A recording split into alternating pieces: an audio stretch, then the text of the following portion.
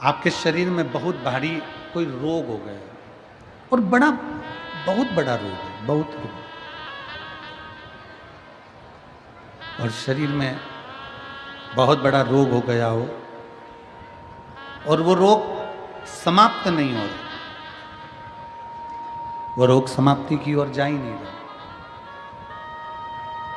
रोग समाप्त हो ही नहीं रहा। तो एकांक्षी नारियल लीजिए, श्रीफल, नारियल देखा है सब लोगों ने? श्रीफल जो होता है, नारियल जो होता है, पानी पीने वाला नारियल नहीं, जो भगवान को चढ़ता है, उस नारियल की बात। एकांक्षी नारियल, एकांक्षी नारियल से मतलब है कि नारियल में जो जटा होती है, उस जटा के स्थान पर 3 नेत्र होते हैं। किसी किसी नारियल में 2 नेत्र होते हैं, किसी में 3 नेत्र होते हैं, किसी में 2 नेत्र होते हैं, किसी में 3 नेत्र होते हैं। तो 3 नेत्र वाला नहीं, 2 नेत्र वाला नहीं, कभी अगर मिल जाए, भूलवश तुम्हारे हाथ में आ जाए, एकांक्षी नारियल।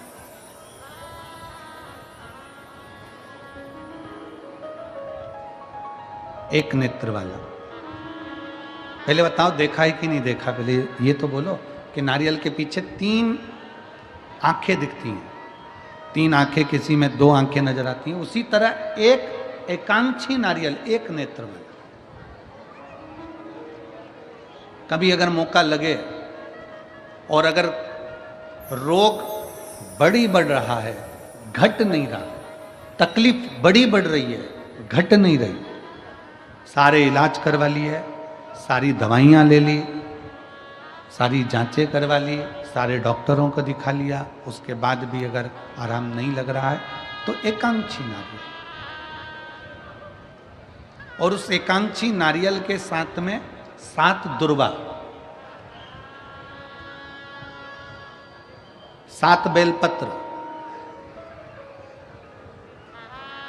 7 दुर्वा, 7 बेलपत्र, 7 पीले कनेर के पुष्प हाथ में लेकर, जो व्यक्ति बहुत ज़्यादा बीमारी अवस्था में है और दवाइयाँ भी अगर लॉक नहीं कर रही हैं, डॉक्टर की दवाइयाँ खाते रहो, दिखाते रहो, उसके साथ में वो एकांक्षी नारियल जिसकी एक आंख है, 7 दुर्वा, 7 बेलपत्र, 7 पीले कनेर के पुष्प हाथ में लेकर, श्री शिवाय नमस्तुभ्यम कहते हुए, हाटकेश्वर महादेव का नाम लेकर।